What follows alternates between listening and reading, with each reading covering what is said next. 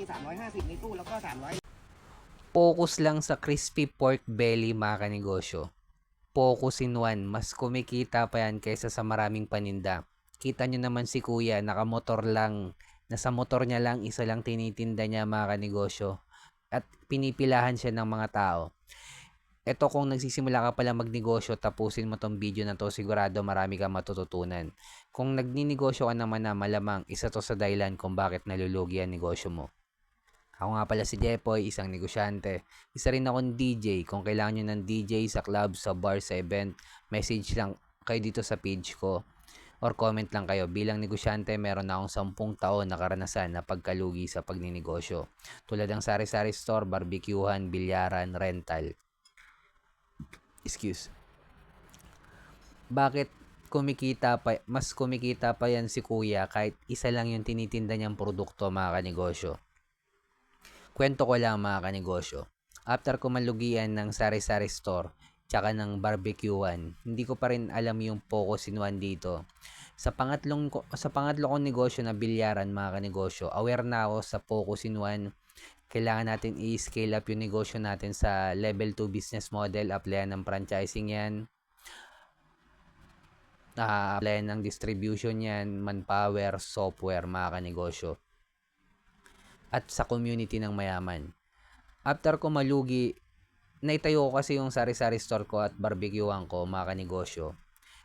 Malapit sa school kung saan ako graduate ng college. Graduate po ako ng marketing management sa TIP Cubao.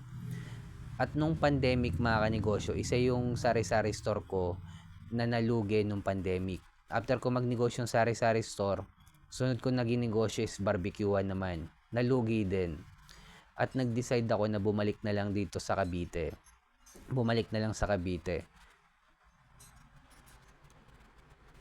Pagdating ko ng Cavite mga kanegosyo, naghanap din ako ng community ng mayaman at napadpad ako sa De La Salle University DASMA mga kanegosyo.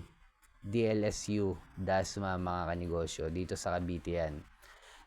Naitayo ko yung bilyaran malapit sa La Salle mga kanegosyo. At meron tayong batas na kung saan within 100 meter radius, bawal magtayo ng bilyaran malapit sa school. Ang bilyaran ko po, lagpas na sa 100 meter radius. At meron din akong patakaran sa loob ng bilyaran ko. Bawal minor de edad, bawal magsugal. Normally naman kapag college student na, 18 years old na mga kanegosyo. At nung naitayo ko yung bilyaran ko, may face-to-face na. Kasi almost 2 years na walang face-to-face 2 years na online class lang talaga. After ko may tayo yung sari-sari store, nung bilyaran ko mga kanegosyo,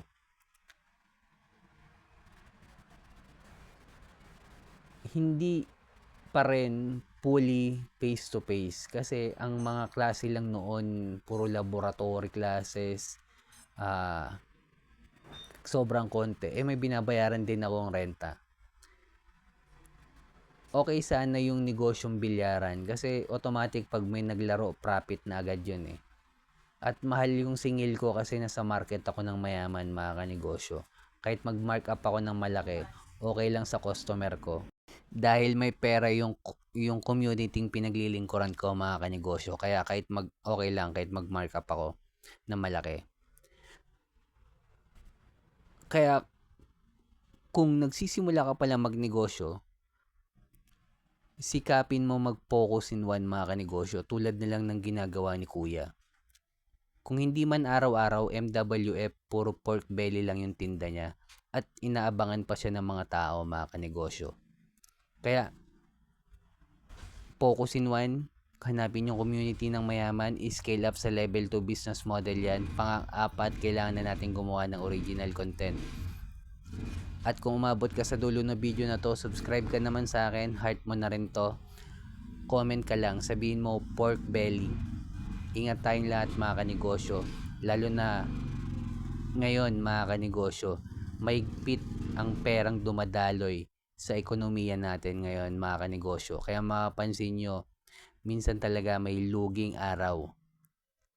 Ingat tayong lahat. Peace.